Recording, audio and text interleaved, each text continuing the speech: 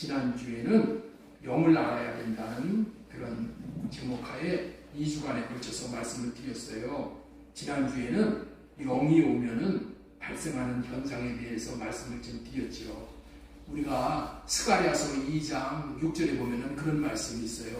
이는 힘으로 되는 것이 아니라, 인간의 능력으로 되는 것이 아니라 오직 여호와의 신으로 된다라고 그렇게 말씀을 하셔요. 여러분들, 이 세상은 모든 움직임이 이 영의 그 역사라는 것을 알아야 돼.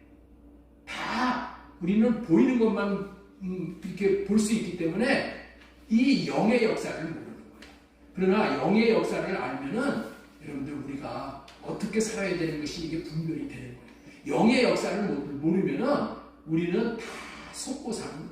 마귀의 좋은 노릇을 하다가 그냥 마귀에게 끌려서 마귀가 가는 곳에 영원한 저주 안에 빠져서 살 수밖에 없는 그런 존재라는 거예요. 그래서 이 영을 알아야 되는 거예요. 영의 세계를 알아야 되는 거예요. 그래서 지난주에 영이 오면은 발생하는 현상이 무엇이냐. 영이 오면은, 하나님의 영이 오면은 하나님의 지식이 온다. 하나님이 오셔서 하시는 것은 우리에게 지식을 가르쳐 주셔. 지식. 먼저 지식을 알아야 되잖아요. 그래서 하나님의 지식을 우리가 받아서 그 지식으로 말미암아서 하나님의 생각으로 우리의 생각이 바뀌어지는 거예요. 더 좋은 생각을 따라가게 돼 있는 거예요, 사람은. 그래서 지식이 오면은 우리가 하나님의 생각으로 우리가 바뀌게 되고, 하나님의 생각으로 우리의 생각이 바뀌어버리면 어떻게 돼요? 우리의 마음이 하나님의 마음으로 바뀐다는 거예요. 그런데 마음이 우리의 몸을 지배한다고 지난번에 말씀을 드렸잖아요. 마음이 몸을 지배하는 거예요. 그래서 우리는 몸을 어떻게 쓰느냐에 따라서 우리가 열매가 우리에게 주어지잖아요. 그래서 마음이 중요한 거예요. 하나님의 마음으로 바뀌어지고, 또 하나님의 마음으로 우리의 마음이 바뀌어지면은 하나님이 기뻐하시는 행동을 한다는 거예요. 하나님이 기뻐하시는 삶을 살게 된다는 거예요. 하나님이 기뻐하시는 삶을 점점 살다 보면은 우리의 삶의 습관이 하나님이 기뻐하시는 습관으로 변화가 되어지는 거예요. 그 습관이 변해지면은 나중에 어떻게 돼요? 우리의 환경이 하나님이 기뻐하시는 환경이 되어지는 거예요. 그래서 하나님이 기뻐하시는 환경을 우리가 이루면은 하나님과 같은 운명의 사람이 된다.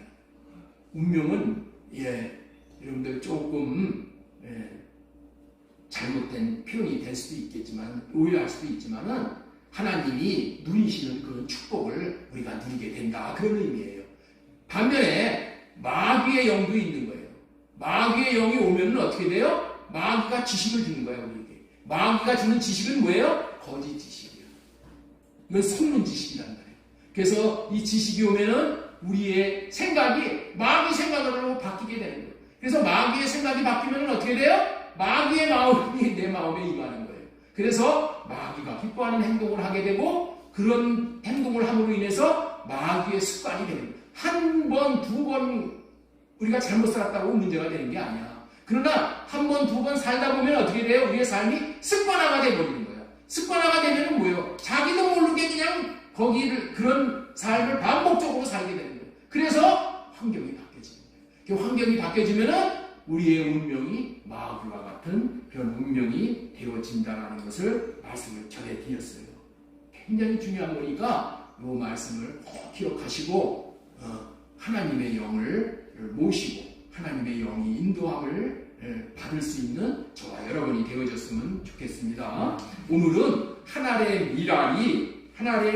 밀이 땅에 떨어져 죽으며, 이런 제목으로 하나님의 말씀을 배워나가려고 합니다. 우리 제목 한번 같이 한번 읽도록 하겠습니다. 하늘의 밀이 땅에 떨어져 죽으면, 이런 제목으로 하나님의 말씀을 배워나가고자 합니다. 우리 기독교 정신으로 사는 사람들은 어디에 가든지 성공을 하는 것을 볼 수가 있어요. 기독교 정신으로 사는 사람은 어디에 가든지 성공을 하게 돼 있어요. 기독교 정신이 그렇다면 무엇일까? 기독교 정신은 no cross, no crown이에요. 무슨 말이에요? 십자가 없이는 영광이 없다라는 거예요. 이게 기독교 정신이야. 바로 이 기독교 정신으로 말미암아 우리는 영광을 누리며 살게 되는 거예요. 다시 말해서 수고 없이 공짜로 얻는 것은 없다는 거예요. 공짜가 세상에는 없어. 그런데 이 공짜를 기대하고 우리나라 사람들이 대부분이 그렇잖아요. 공짜 좋아하잖아요. 그래서 양재물도 공짜면 먹는다고 했잖아요. 이 공짜를 좋아하다 보니까 함정에 빠지는 거예요. 미혹에 걸려드는 거예요. 공짜는 없는 거예요. 반드시 영광의 이면에는 고난이 있었다는 거예요.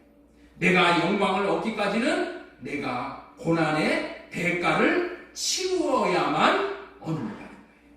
그런데 내가 이 고난의 수고를 치르지 않았다면, 그런데 나에게 영광이 왔어. 그렇다면 어떻게 해야 되냐? 그렇다면 그 영광은 어떻게 온 것이다? 부모가 그에 상응하는 고난의 수고를 대신 치루어 주셨든가, 또 이웃이 내가 당하는 고난의 수고를 대신 치루어 준 거야. 그에 상응하는 고난의 수고를 이웃이 치루어 주지 않으면 또 누가 치루어줬어요? 나라가 치루어 줬던가. 누군가가 대신 내가 당해야 될, 내가 수고해야 될 그 수고의 고난을 대신 치루어 주었기 때문에 내가 오늘 영광을 누리게 되었다는 거예요. 예수님께서 큰 고난의 대가를 대신 당해 주셨기 때문에 저와 여러분들이 영광의 길을 걸을 수 있는 것이고 영광을 보게 되는 거예요. 내가 고난을 당하지 않고 예수 그리스도께서 대신 고난을 당해 주심으로 영광을 보게 되는 것이 이게 복음인 거예요.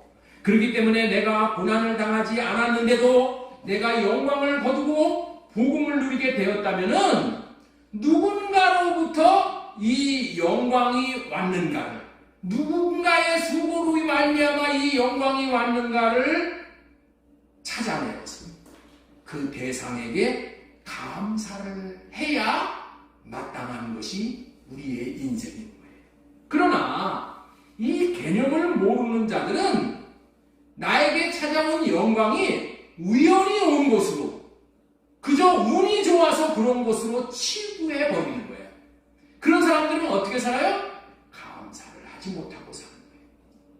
감사를 모르고 사는 인생은 나중에는 안타까운 인생으로 전락이 되는 거예요. 왜냐하면 그들의 앞날에는 더 이상 누가 고난을 대신 당해주려고 하지 않는다는 거예요.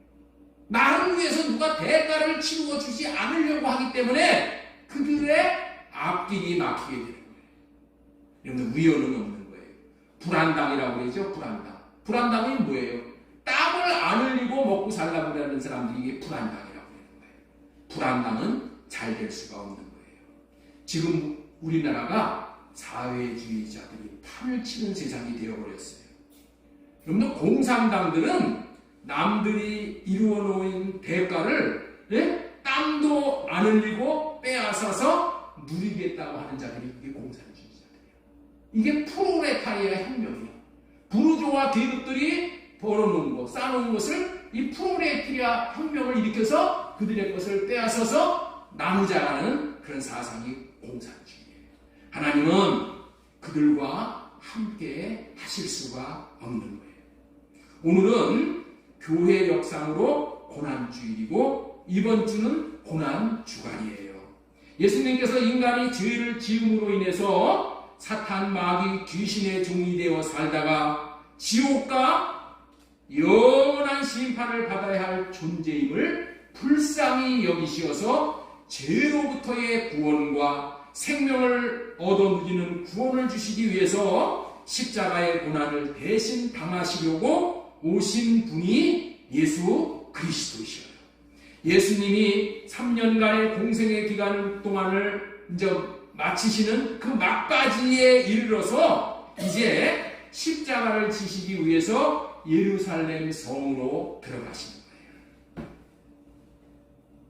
오늘부터 시작해서 이 한 주간은 2000년 전에 예수님께서 예루살렘에 입성하시어서 한 주간을 보내시는 과정이 이 고난의 과정이기 때문에 우리도 그 고난을 기억하며 고난 주간으로 지키면서 우리 모두도 주님의 고난에 동참하여 고난에 동참하는 자들에게 예비되어진 복을 함께 받도록 하려는 의미로 지키는 참 의미 있는 시간인 거예요. 2000년 전 오늘 예수님이 예루살렘에 입성을 하실 때에 예수님이 나귀를 타시고 왕으로 환영받으며 입성하시는 그것이 큰 의미가 있는 거예요.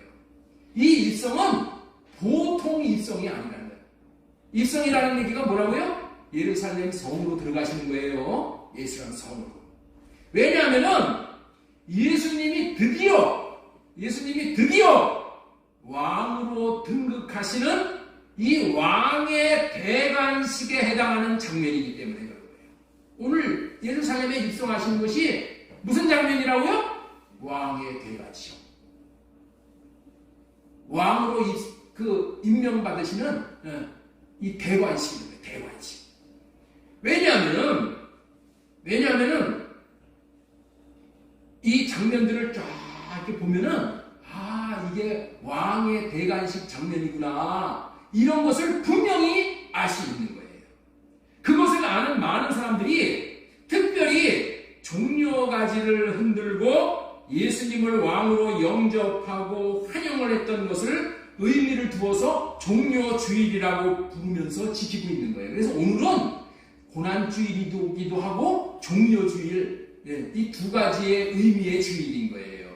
세상의 왕은 말을 타고 정복자로 다가오는 거야. 우리에게 다가올 때, 항상 왕으로 다가올 때.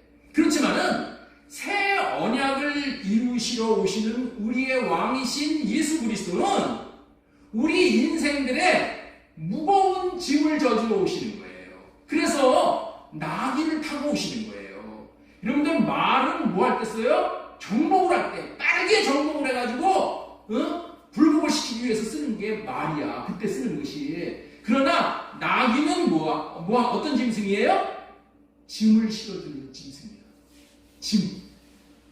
왜 나귀를 타고 오신다고요? 예수님은 정복자로 군림하시기 위해서 오시는 왕이 아니야. 예수님은 어떤 왕이시라고요?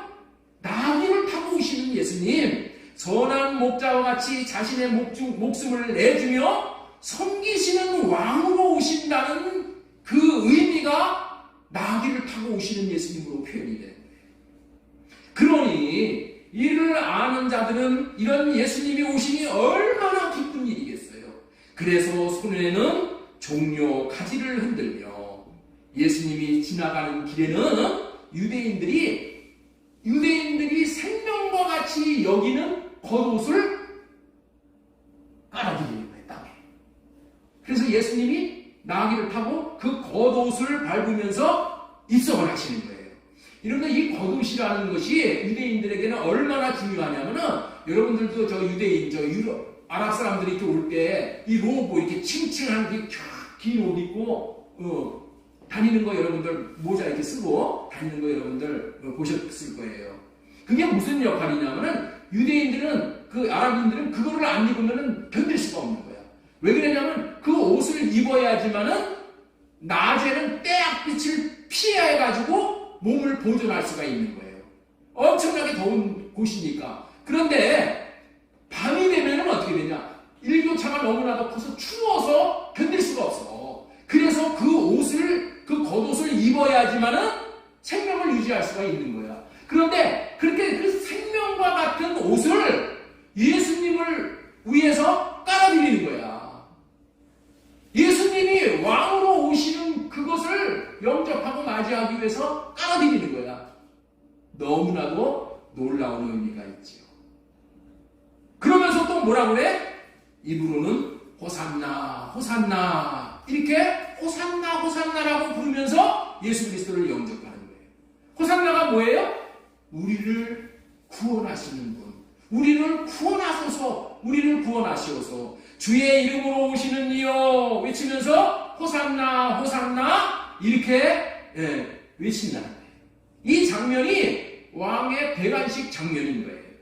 다시 정리합니다. 오늘 지키는 이날은 고난주일이기도 하고 왕의 대관식에 해당하는 종료주일이라고 부르기도 한다고 전해드렸습니다. 그렇지만은 오늘 설교는 고난주일로 고난의 의미를 되새기는 의미의 말씀을 전하도록 하겠습니다. 예수님이 고난주간에 고난당하시고 죽으시고 부활하시는 이 일련의 과정은 너무나도 큰 의미가 있는 거예요. 예수님이 이 땅에 오신 이유와 목적의 하이라이트, 크라이막스에 해당하는 그런 이 고난주일과 뒤를 이은 이 부활에 담겨있는 내용은 너무나도 의미가 깊고 광범위하고 중차대하여서 그 의미를 설명하려면은 한도 끝도 없는 거예요. 그러나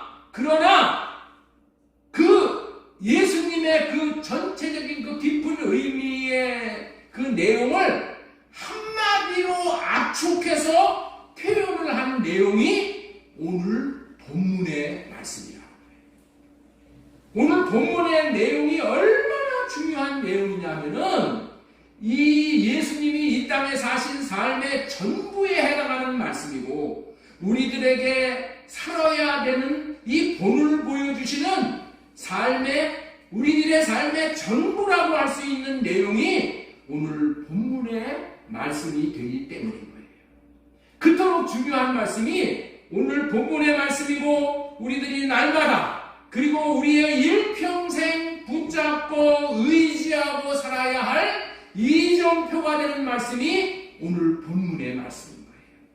그래서 오늘은 하나님의 밀이 땅에 떨어져 죽으면 이란 제목으로 하나님의 말씀을 대언해 드리고자 하는 거예요. 그래서 첫 번째로 전해드리는 말씀은 예수님은 참된 영광을 얻기 위한 비전이 있으셨다. 믿음이 있으셨다. 이런 말씀을 소제목으로 전해드리겠어요. 이 땅에 존재하는 모든 피조물들은 영광을 얻기 위한 꿈과 비전과 소망을 가지고 사는 거예요. 많은 사람들은 돈을 벌어 부자가 되는 것이 영광을 얻는 일이라고 생각을 하지요. 공부를 잘해 승승장구하며 출세를 하는 것을 영광을 얻는 것이라고도 생각을 해요. 그런 대표적인 사람들을 소개한다면 감투를 쓰기를 좋아하는 사람들이죠.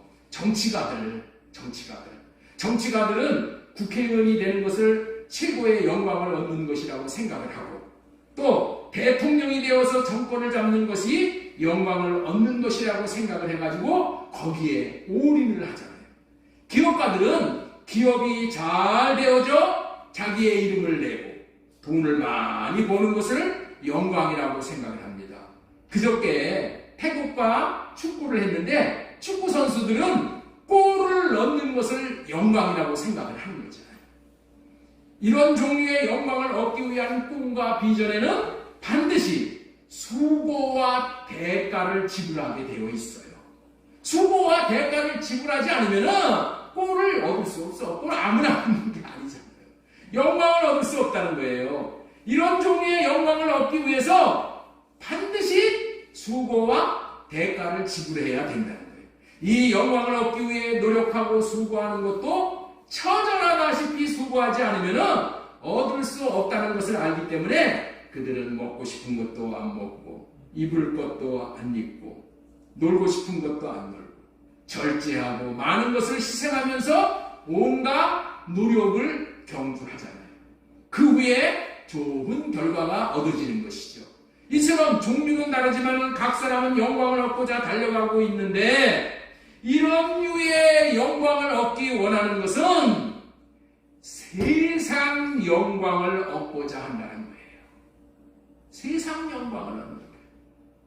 우리가 반드시 알아야 하는 것은 이런 세상 영광은 일시적인 영광이라는 거예요. 시드는 영광, 없어질 영광입니다. 이런 없어질 영광을 위해 한 수고는 육신으로 보면은 성공 같지만은 영적으로 보면은 헛되고 헛된 수고라는 거예요. 그러나 오늘 우리 주님께서 얻고자 하시는 것은, 그리고 우리에게 본을 보여주시면서 우리에게 얻기를 바라시는 영광은 시들지 않는 영광, 썩어지고 없어지지 않는 영광, 영원한 영광인 거예요. 그렇기 때문에 이런 영광을 위해 한 수고는 가치 있는 수고고, 보람 있는 수고고, 반드시 하나님이 주시는 상이 따르는 수고예요. 이런 수고의 결과로 얻는 영광은 한마디로 표현한다면 면류관을 얻는 영광이에요. 없어지지 않는 영광, 시들지 않는 영광을 주시기 위해서 우리 인생들에게 예비해 놓으신 상은 면류관이에요. 면류관에는 4가지 종류의 면류관이 있지요. 의의 면류관, 금면류관, 생명의 면류관, 영광의 면류관. 이 면류관은 영원한 거예요. 그러나 이 면류관을 얻는 자들은 반드시 죽음의 터널을 거치고 부활의 옷을 입고 천국에 들어간 자들만이 받게 되는 상이죠.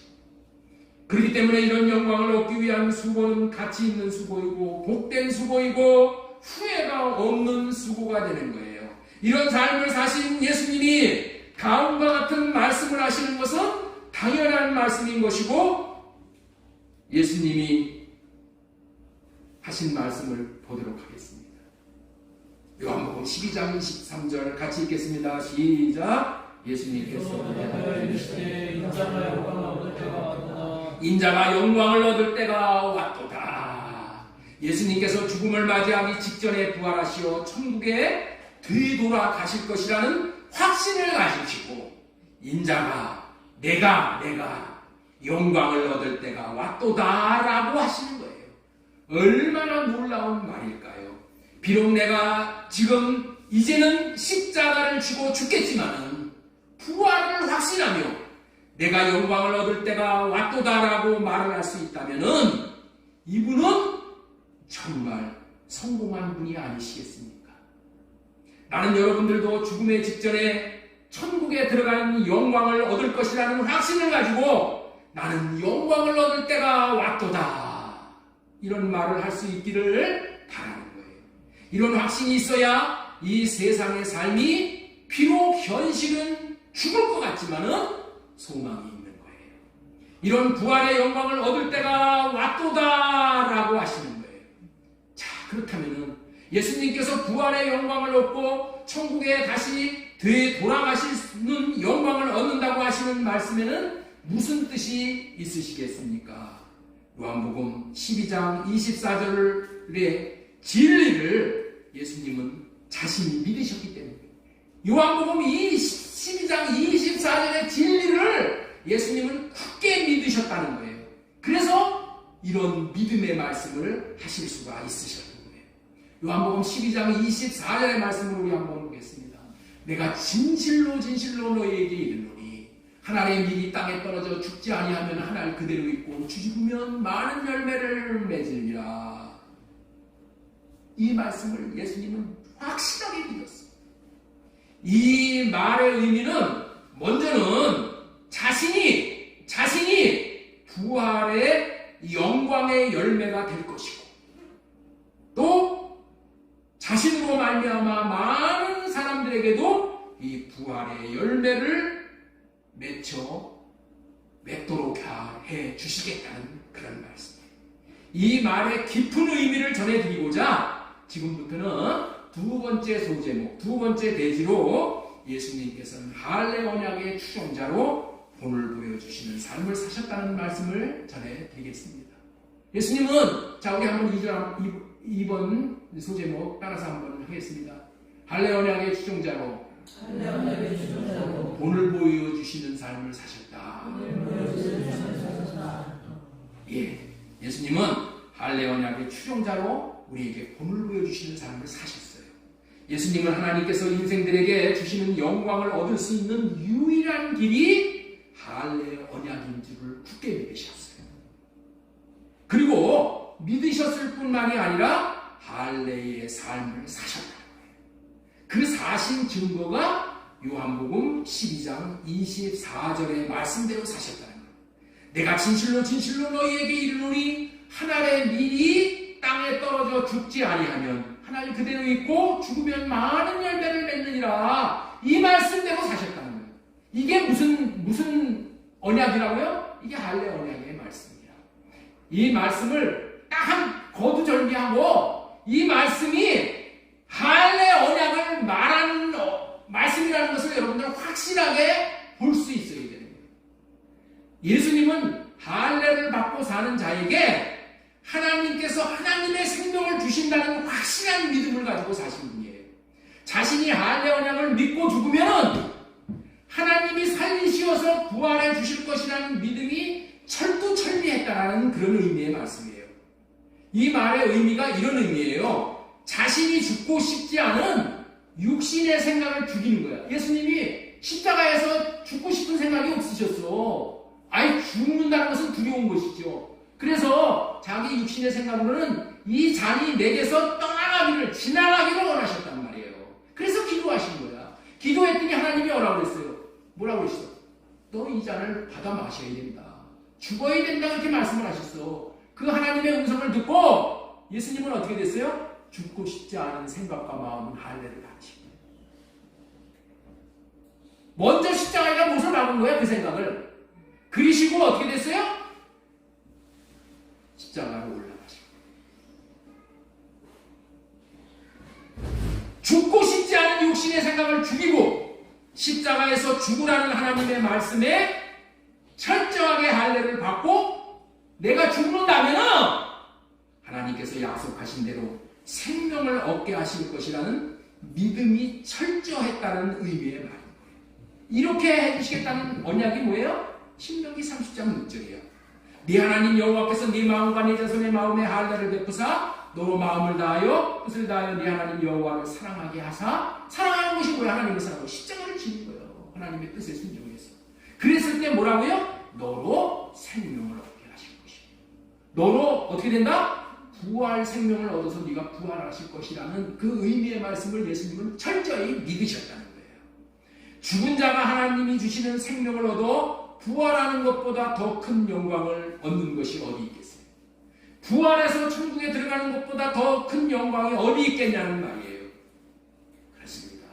부활해서 천국에 들어가는 것보다 더 큰 영광을 얻는 것은 없는 거예요.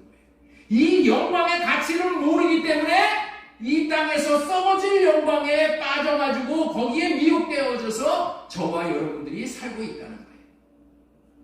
예수님은 할례 언약을 철저하게 믿으셨기 때문에 자신이 하나님에게 말씀에 철저하게 할례받고 살 때에 할례 언약이 이루어짐으로 하나님이 주시는 생명을 얻어 부활하는 영광을 보게 될 것이라는 말을 이렇게 담대하게 말하실 수가 있는 거예요.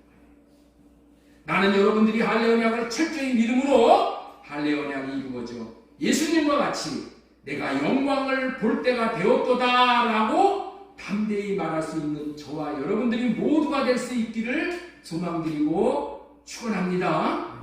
여기까지 말씀드렸으니까 요한복음 12장 24절의 깊은 의미를 좀 더 말씀드리도록 하겠습니다. 우리 다시 한번 읽어보도록 하겠습니다.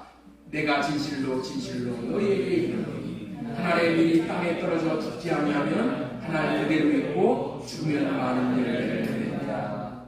이 말씀은 무슨 의미를 말씀한다고 하냐고 말씀드린 바대로 할례를 받고 사는 십자가로 죽는 이야기를 하는 내용이라는 거예요.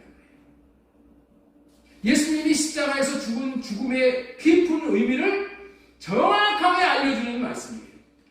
그리고 우리가 어떻게 십자가로 살아야 하는지, 우리가 어떻게 십자가를 적용하고 십자가를 짊어지고 살아야 하는지를 알려주는 말씀이란 말이에요. 내가 여러분들에게 꼭 알기를 바라는 바는 이번 고난 주간에는 이 십자가의 의미가 할례를 받고 살라는 의미가 와 동일한 그런 의미라는 것을 바로 깨닫는 계기가 되었으면 좋겠어요. 이 십자가를 지고 살라는 의미가 할례를 받고 살라는 의미와 똑같은 의미라는 것을 우리가 분명히 깨달아야 한다는 거예요. 예수님이 죽으신 십자가는 사람이 피를 흘리며 죽음으로 죄를 해결해 주는 한 가지만을 의미하는 것이 아니야. 할례 언약으로 궁극적으로 얻는 하나님의 생명이 우리 마음 땅에 나타나게 됨을 알려주는 어마어마한 의미가 있는 말씀이에요.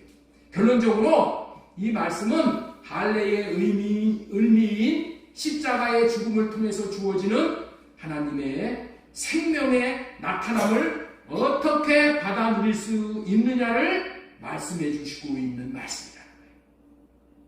예수님의 삶을 한마디로 표현하기에 합당한 말을 한다면 이렇게 할 수가 있는 거예요.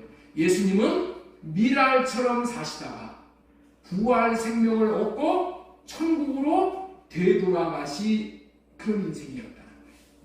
예수님은 이 땅에 하나님의 미랄로 오셔서 미랄의 인생을 사셨기 때문에, 다시 말해서 할례 받고 사는 삶을 사셨기 때문에 가장 가치 있고 저와 여러분들에게 최고의 유익을 주는 인생, 다시 말해서 하나님의 생명을 줄 수 있는 인생을 사실 수가 있으셨다는 거예요. 미랄의 인생의 시작은 먼저 죽는 거예요. 미랄의 가치는 뭐예요? 먼저 죽는 거야. 먼저 죽는 거.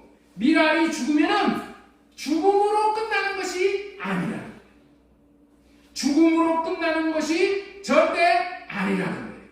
미랄이 죽으면 미랄 안에 있는 속생명이 이제 발화를 하게 되어 있는 거예요. 발화한다는 얘기가 뭐예요? 새로운 싹이 나온다, 그런 뜻이죠. 고린도후서 4장 10절 말씀 보겠습니다. 우리가 항상 예수의 죽음을 몸에 짊어지면 예수의 생명이 또한 우리 몸에 나타나게 하려 합니다. 너무나도 중요한 말씀이에요. 우리 살아있는 자가 항상 예수를 위하여 죽음에 넘겨지면 예수의 생명이 또한 우리 죽을 육체에 나타나게 하려 합니다. 왜 우리가 죽어야 되냐? 왜 우리가 미랄과 같이 죽어야 되느냐? 죽어야지 우리 마음 안에 하나님의 생명을 볼 수 있게 되는 거예요. 흙 속에 미랄이 들어가서 미랄의 겉생명인 껍데기의 생명이 죽으면은 미랄 안에 있는 속생명이 발화를 하는 거예요. 미랄 안에 있는 생명이 발화를 해서, 다시 말해서 싹이 나서 새 생명이 나타나고 자라나서 생명의 열매, 생명의 역사가 반드시 나타나 영광의 열매를 볼 수 있게 된다는 거예요. 먼저는 예수님 자신에게, 그리고 예수님에게 속한 모든 자들에게 생명이 나타나요. 먼저는 나에게, 그리고 나에게 속한 자녀들, 교회 지체들 모두에게 나타나는 거예요. 나로부터 생명이 시작하는 거예요. 할렐루야. 옆에 있는 분에게 한번 축복해 주시기 바랍니다. 당신부터 생명이 시작되는 겁니다. 내가 생명이 있으면은 내게 속한 자들에게도 생명이 있게 되는 것이고, 내가 쭉정이면 내게 속한 자들도 쭉정이가 되는 것이 영적인 원리인 거야. 그러니까 자식 걱정할 필요 없어. 목사가 교회 걱정할 필요가 없다는 거야. 목사가 먼저 생명이 되면은 교회는 생명의 역사로 자라게 되어 있는 거야. 열매 맺게 되어 있는 거야. 마찬가지야. 여러분들이 집에서 자녀 걱정하지 않고 내가 생명을 받으면은, 생명을 누리면은 자녀들은 생명의 영향력 아래 사는 거예요. 그 풍성함을 누리는 거예요. 아내 걱정할 필요 없어. 남편 걱정할 필요 없어. 내 걱정을 하면 돼. 내가 생명의 역사가 나타나면은 아내도 생명의 역사를 누리는 거예요. 다 누리는 거예요. 그래서 예수님이 하나님의 미랄로 죽기 위해서 오신 거예요. 죽고 다시 사신 거예요. 여기에는 뭐가 있었다고요? 할례 언약을 반드시 믿는 믿음으로 예수님이 담대하게 이 삶을 사시면서, 다시 말해서 십자가를 지실 수 있었다는 거예요. 십자가를 지고 죽으면 반드시 하나님이 주시는 더 놀라운 생명이 주어질 것이라는 이 원리. 이번 고난 주간에 지신 십자가는 이러한 원리를 실현시키기 위해서 예수 그리스도께서 친히 십자가에 달려 죽으신 거예요. 그렇다면 십자가란 구체적으로 무슨 의미예요? 이건 지금까지 다 말씀드렸어요. 십자가에 달려 죽으신 것은 예수님의 육신의 생명, 예수님의 겉생명이 죽으시기 위한 수단이 십자가예요. 십자가. 나는 죽을 수가 없어. 누가 죽여줘야지 죽지. 바퀴벌레가 여기 기어다니는데 바퀴벌레가 죽을 수 없어. 누가 밟아줘야지 죽지. 예수님 십자가에 달려서 죽음을 맞이하니까 예수님 속에 있는 하나님의 생명이 역사를 해서 하나님의 생명이 흘러나와 예수님이 부활하신 거예요.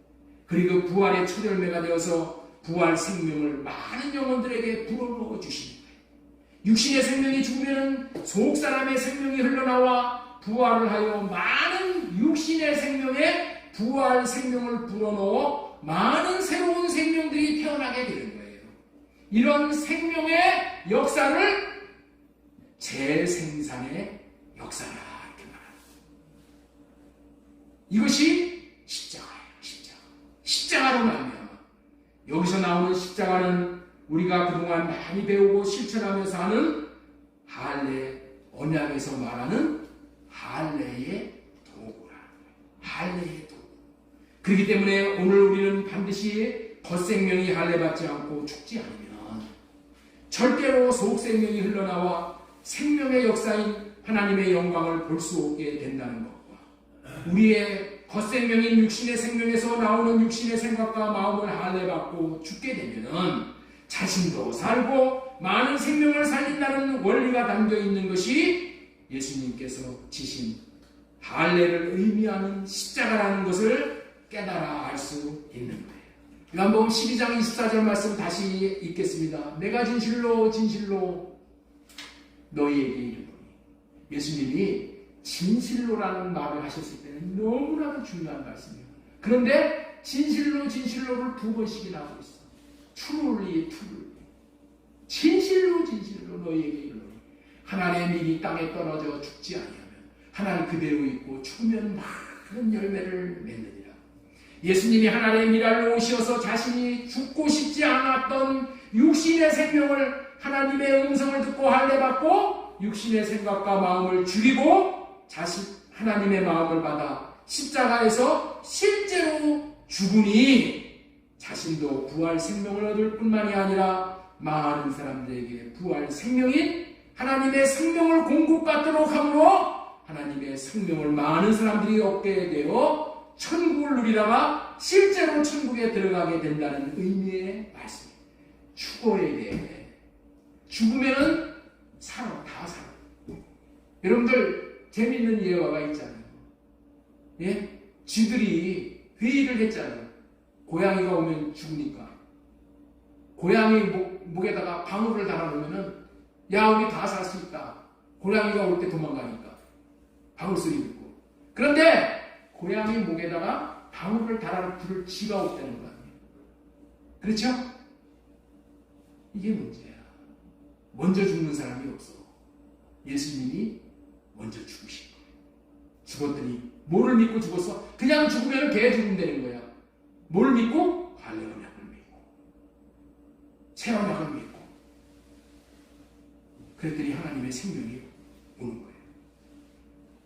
그런 의미로 예수님은 우리에게 분명한 우리가 반드시 깨닫고 살아야만 하는 만고의 진리를 말씀하고 있는 거예요. 25절 보겠습니다. 25절. 자기의 생명을 사랑하는 자는 25절. 자기의 생명을 사랑하는 자는 잃어버릴 것이고 이 세상에서 자기의 생명을 미워하는 자는 영생하도록 보존하리라. 이 말씀에 자기의 생명을 사랑하는 자는 잃어버릴 것이라는 이 말씀의 의미는 자기 자신의 육신의 생명을 얘기하는 거예요. 이 겉생명. 육신의 생명에 너무 애착을 가지고 있는 상태를 사랑한다라고 표현을 한 거예요. 이렇게 육신의 생명을 사랑하는 자는 결코 육신의 생명을 죽음에 넘겨버리지 못한다는 것을 말하는 거예요. 그러나 자기의 생명을 미워하는 자라는 이 말은 자기의 육신의 생명에서 나오는 육신의 생각과 마음을 죽음에 던져버리는 사람을 의미하는 말이야. 이거를 안다면은 여러분들 육신의 생명을 던져버릴 수가 있어.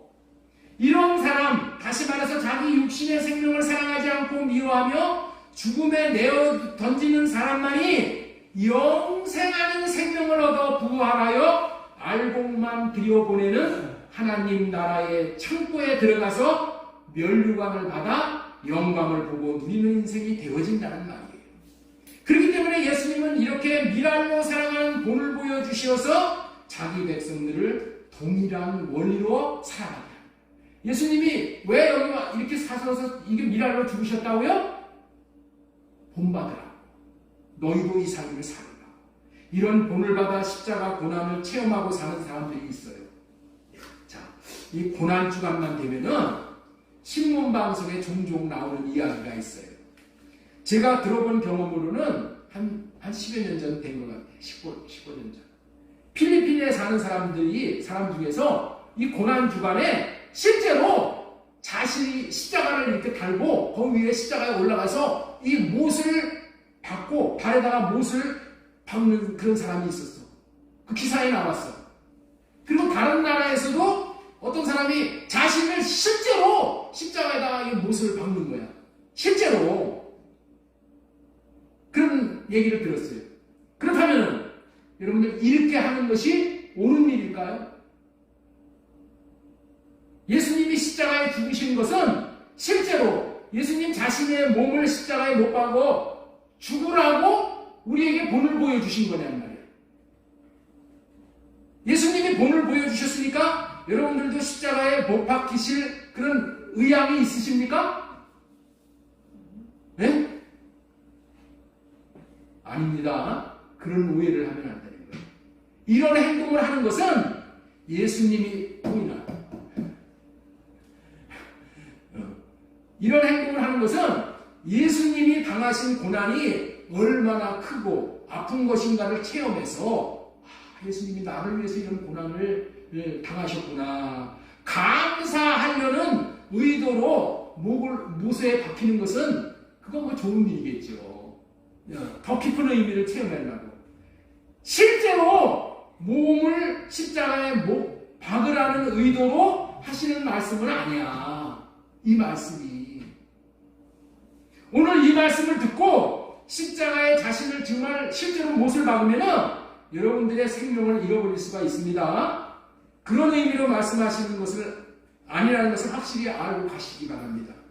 나중에 집에 가가지고 십자가에서 못 박혀 죽고 나서 왜 죽었어? 그러면 안희몬 목사가 십자가에 못 박아 죽으라고 죽었습니다. 하면 저도 같이 끌려갑니다. 우리는 여기서 알아야 하는 것은 죽으라는 말은 자신의 몸을 죽이라는 뜻이 아니야. 자신의 육신의 생명에서 나오는 육신의 생각과 마음을 죽이라는 거야. 십자가에서 죽으셨다는 말의 의미가 무엇인지를 정확하게 말씀하시는 말씀의 내용이 뭐냐? 로마서 6장 6절 한번 보겠습니다. 우리가 알거니와 우리의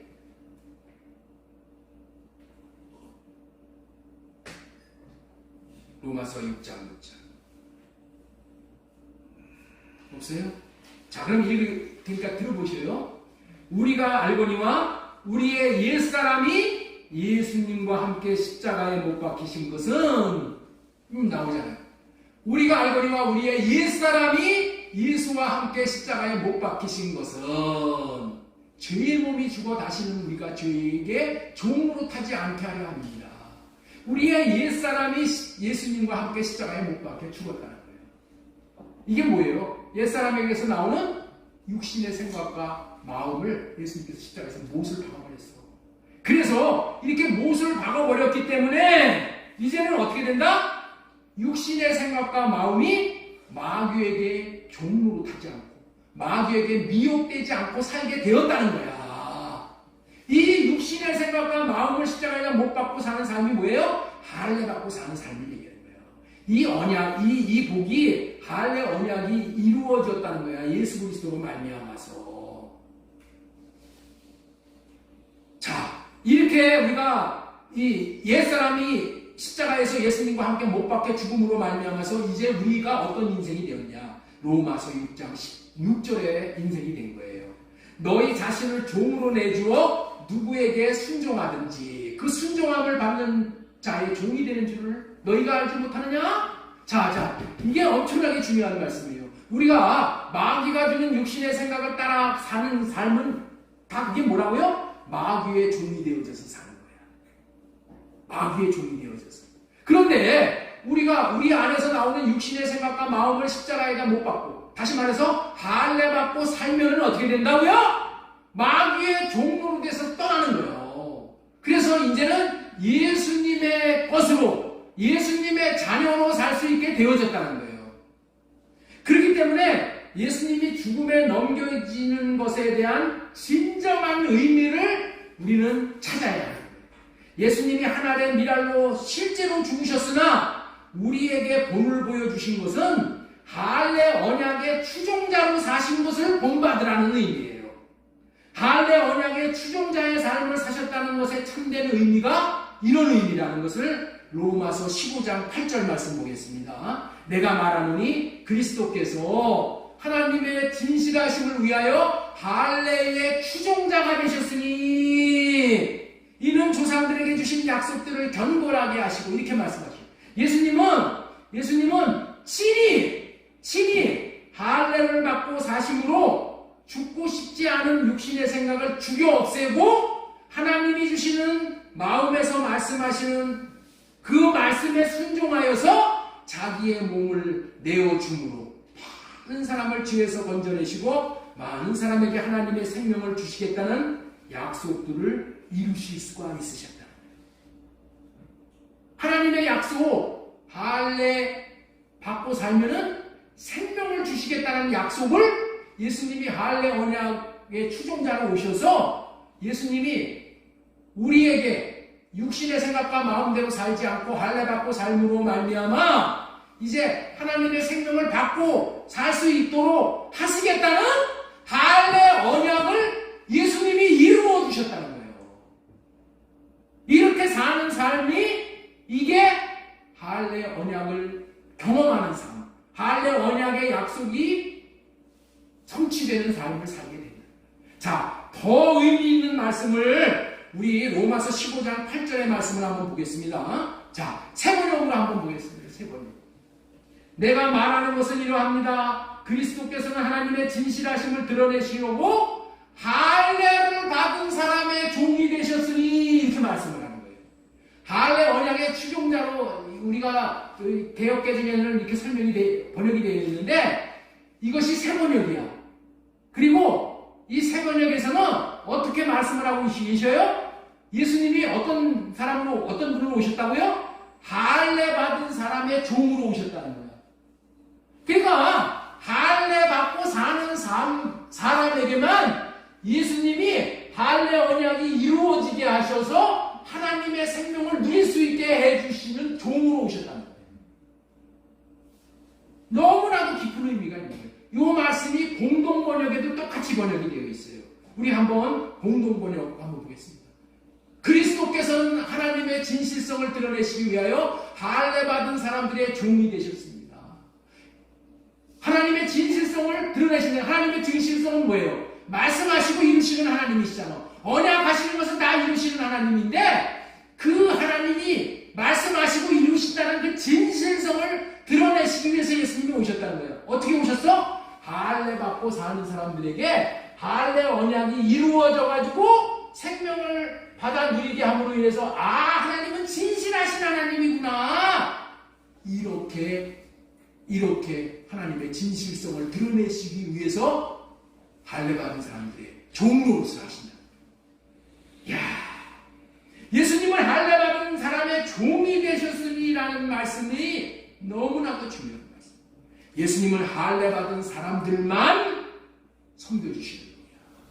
할례 받은 사람에게만 종이 되어져서 예수님은 종으로 섬겨주시는 분이란 말이야. 예수님은 할례 받고 사는 사람들만 위하시는 분이십니다. 할례 받고 사는 사람이 어떤 사람이에요? 약속을 굳게 믿고 이제 육신의 생각을 성령으로 말미암아 할례 받고 사는 그런 사람들에게 하나님의 생명이 부어지게 해주신다. 백날 할례 받아도 하나님이 생명을 주시지 않으면 생명을 못 누려. 생명은 누가 부어주셔? 예수님이 부어주신 거예요. 예수님의 영이신 성령이 부어주신 거예요. 그런데 어떤 자에게 부어주신다고? 할례 언약을 믿는 자에게. 믿는 자는 뭐야? 육신의 생각과 마음을 실제로 할례의 삶을 구해서 사는 사람이에요. 이런 사람에게 할례 언약이 이루어지게 해주신다. 할례 언약이 이루어진다는 게 뭐예요? 하나님의 생명을 주시는 거예요. 사랑하게 하사 하나님의 생명을 주시기 때문에. 예수님이 친히 십자가를 지고 죽으실 수 있었던 유일하신 비결이 뭐라고요? 십자가를 지고 십자가를 지지하고 싶은 자신의 육신의 생각과 마음을 할례받고 처리를 했기 때문에 십자가를 지셨단 말이에요. 십자가를 지시니까 하나님께서 하나님의 생명을 부어주셨어. 그래서 부활하신 거예요. 예수님이 그렇게 사셨던 거 믿음으로 사셨다는 거예요. 할례 언약을 믿고 예수님이 십자가를 지신 거예요. 그랬더니 하나님이 예수님을 부활시킨 거예요. 마찬가지로 우리도 할례 언약을 믿고 할례 받고 사는 삶을 사는 그런 자에게 하나님의 생명이 이루어져서 우리는 뭐예요? 예수님이 부활하신 것처럼 우리도 두 번째 부활을 하게 돼요. 이렇게 할례 받은 마음인 예수님의 마음이 들어오니까 그 마음으로 육신의 몸을 죽음에 내주실 수 있으므로 죄 지은 사람들의 죄의 대가를 다 치워질 수가 있으셨던 거예요. 생명 주는 영으로 다시 오시어 많은 사람들에게 하나님의 생명을 주시어 그 생명으로 영혼들을 다 살려 부활에 참여하게 하시는 할례 받고 사는 삶만 영광을 보는 삶, 영광을 나타내고 사는 삶 되어지게 됩니다. 예수님은 자기 육신의 생각을 할례 받고 사는 사람에게만 종이 되어져서 섬겨주심으로 할례 언약에 약속되어진 생명을 얻도록 하시는 일, 새 언약의 약속이 이루어지는 그런 삶을 보게 하시는 거예요. 할례 받고 살지 않는 자는 예수님과 상관없는 자입니다. 상관없는 자야. 그게 뭐예요? 요한복음 12장 25절 말씀이에요. 자기의 생명을 사랑하는 자는 잃어버릴 것이요 이 세상에서 자기의 생명을 미워하는 자는 영생하도록 보존합니다. 미워하는 자는 할례 받고 사는 사람이에요. 자기의 생명을 사랑하는 자라는 것은 자기 육신의 생명에서 나오는 육신의 생각과 마음을 죽이지 않는 자, 다시 말해서 할례 받지 않는 자를 말합니다. 이게 자기의 생명을 사랑하는 자예요. 그러한 자들은 속생명인 영혼의 생명까지 잃어버릴 것이고, 그리고 자기의 생명을 미워하는 자라는 것은 자기의 육신의 생명과 마음을 죽음에 내던져 버리는 자를 말하는 것이고, 할례 받는 자를 말하는 거예요. 그렇게 할례 받은 자에게 영원한 생명인 영생을 주신다는 의미의 말씀입니다. 자, 우리 요한복음 12장 25절 그런 의미를 되새기면서 우리 같이 한번 읽어보겠습니다. 자기의 생명을 사랑하는 자. 시작. 자기의 생명을 사랑하는 자는 잃어버릴 것이요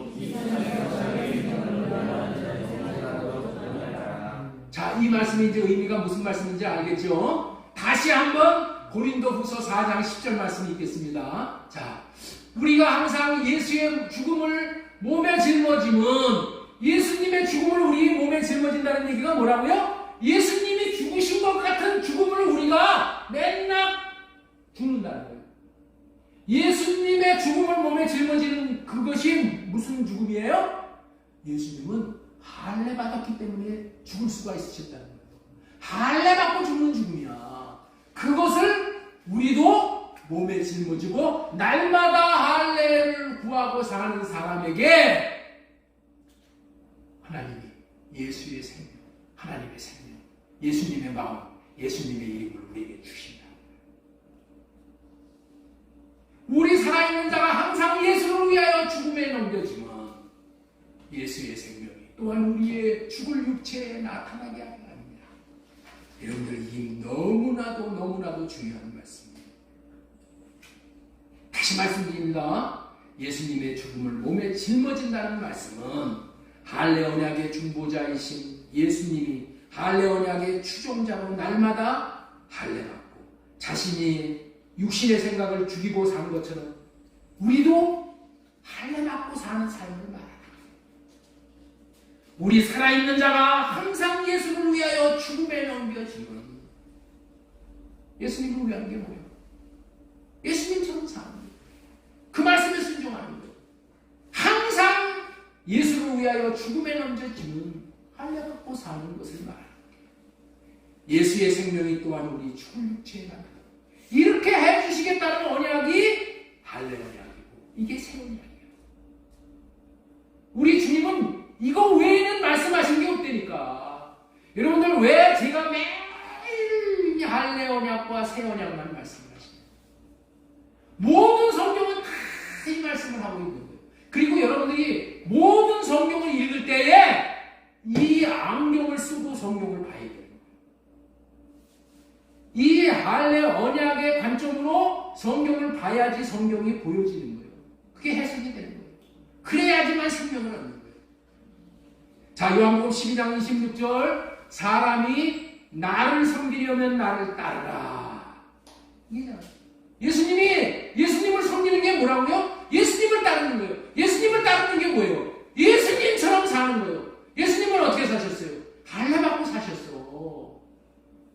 할례 언약의 추종자로 사셨어.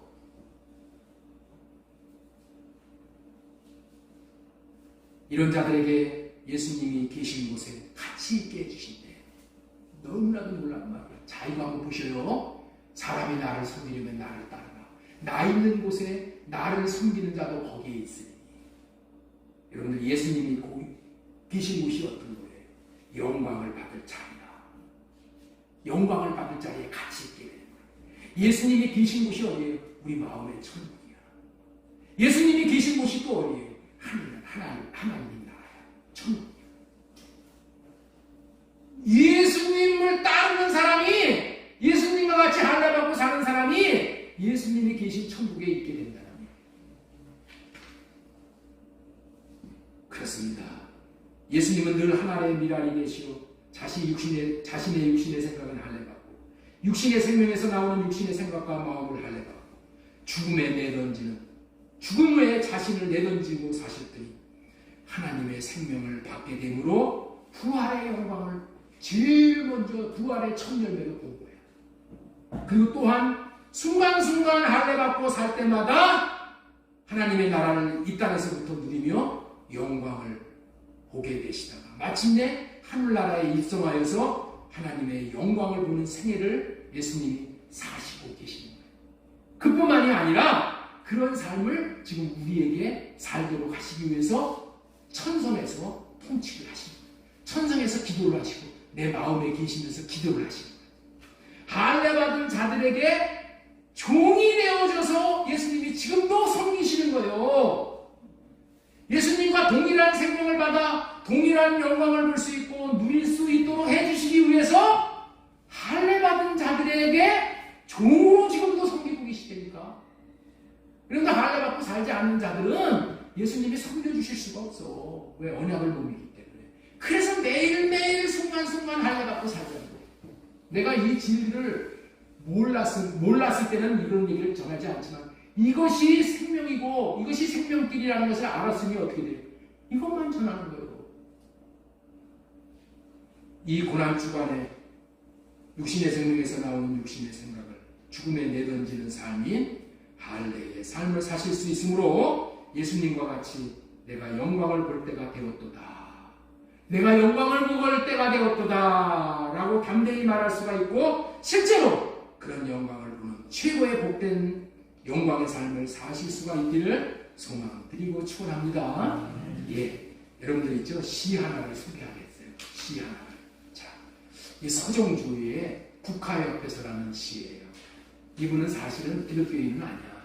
그런데 이 내용이 영적인 의미로 우리가 받아들이면 좋겠다고 유익이 돼서 말씀을 이 시를 소개하는 거예요. 우리 한번 띄워주세요. 자, 한번 보겠습니다. 한 송이의 국화꽃을 피우기 위해. 뭐를 피우기 위해? 한 송이의 국화꽃을 피우기 위해 봄부터 소쩍새는 그렇게 울었나 보다. 한 송이의 국화꽃을 피우기 위해 천둥은 먹구름 속에서 또 그렇게 울었나 보다. 한 송이의 국화꽃을 피우기 위해 천둥은 먹구름 속에서 그렇게 울었나 보다. 그립고 아쉬움에 가슴 보이던 먼 젊은의 뒤안길에서 이제는 돌아와 거울 앞에 선 내 누님같이 생긴 꽃이요 노란 내 꽃잎이 피려고 간밤엔 무서리가 저리 내리고 내게는 잠도 오지 않았나 보다. 뭐 하기 위해서? 한 송이의 국화꽃이 피기 위해서 천하 만물들이 다 기다리고 후원하고 격려하고 박수하고 도와줬다는 것이죠. 국화꽃을 피우는 영광을 보기 위해서 주위에 많은 섬김이 있어 그 섬김으로 국화꽃이 피도록 협력했다는 시의 내용이야. 이와 같이 이렇게 우리가 할례 언약이 이루어져서 하나님의 생명이 저와 여러분들에게 피워지는 영광을 보게 하시기 위해서 얼마나 많은 분들이 그리고 이 목사가 우리 온 교회가 그리고 성부, 성자, 성령 하나님께서 수고하시고 격려하고 헌신하며 기도하고 있다는 것을 믿으시기 바랍니다.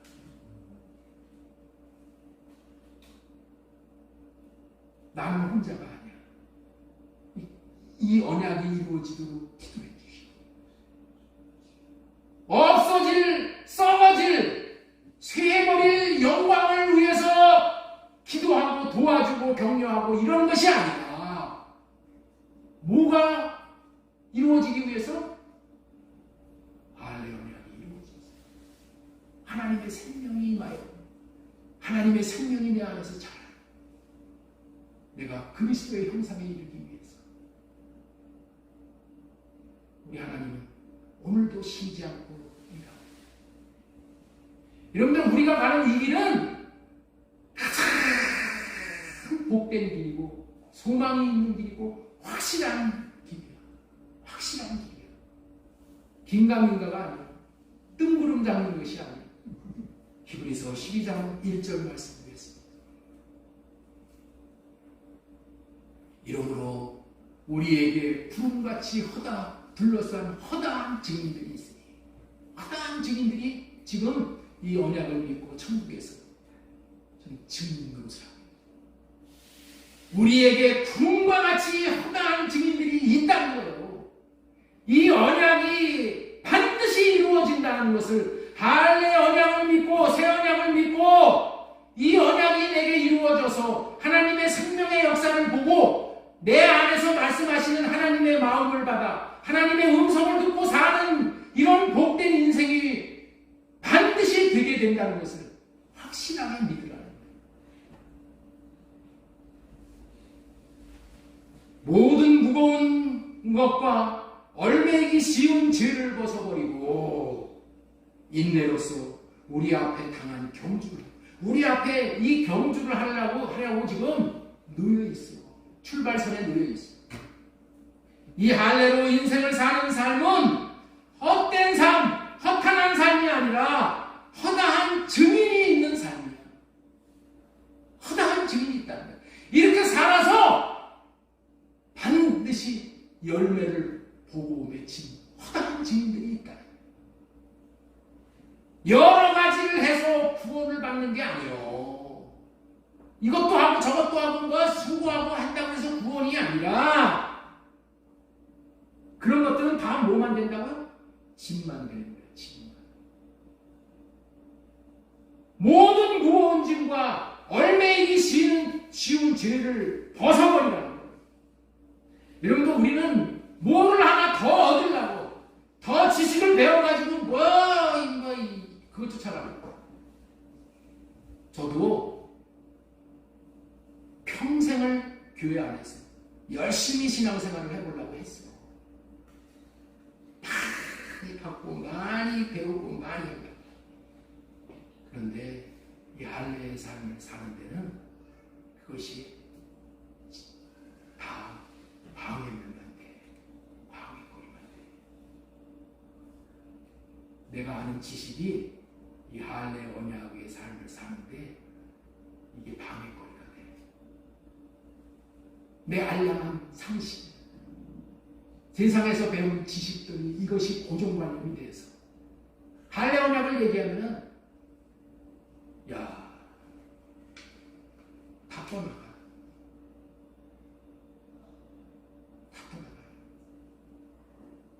성경에는 할례를 받지 말라는 말이 많아. 할례의 삶을, 할례의 언약을 믿고 살지 말라는 그런 오해를 하는 그런 말이 나와요. 왜? 할례 받고 사는 삶이 율법을 지키면서 사는 삶이라고 한 부분이 많이 있어요. 그래서 할례 받고 살아가면 저거 안 목사 또 율법 지켜서 구원받는다는 얘기를 하는 거구나. 이렇게 받아들여요. 그래서 여러분들 이 할례 언약에 대한 이해를 정확하게 하셨습니다. 우리 몸에다가 할례를 받는 것이 아니라 우리 마음의 할례를 받는 거예요. 그래서 이 마음의 할례, 육신의 생각과 마음을 할례받고 오직 주님이 주시는 생각과 마음을 받아서 그 마음을 한 걸음 따라서 사는 삶. 예수님처럼 믿음의 선진처럼 할례 언약과 새 언약을 믿는 믿음을 가지고 어떠한 어려움이 닥쳐온다 할지라도 이 삶을 끝까지 포기하지 않고 결승점까지 꼬리내야 하는 거예요. 내 힘으로 내 의지로는 안 되나 성령으로 말미암아 할례받고 사는 믿음에서 나오는 주님이 주시는 생명, 다시 말해서 주님이 주시는 마음으로만 되는 것임을 믿으시고 늘 성령으로 호흡하며 주님의 마음을 보고 주님의 마음을 받으며 이 삶을 포기하지 마시고 하나님의 미랄이 되어 끝까지 이 할례의 삶을 살아가신다면 반드시 하나님이 예비하신 영광을 보시고 영광에 참여할 수 있는 성도들이 되실 줄로 믿습니다. 이 믿음을 가지시고 우리 모두가 다 이 고난 주간과 이 고난 주간을 통하여서 하나님의 미랄 같은 삶을 살 수 있으시는 영광을 보는 한 주간 되시기를 바라고 축원합니다.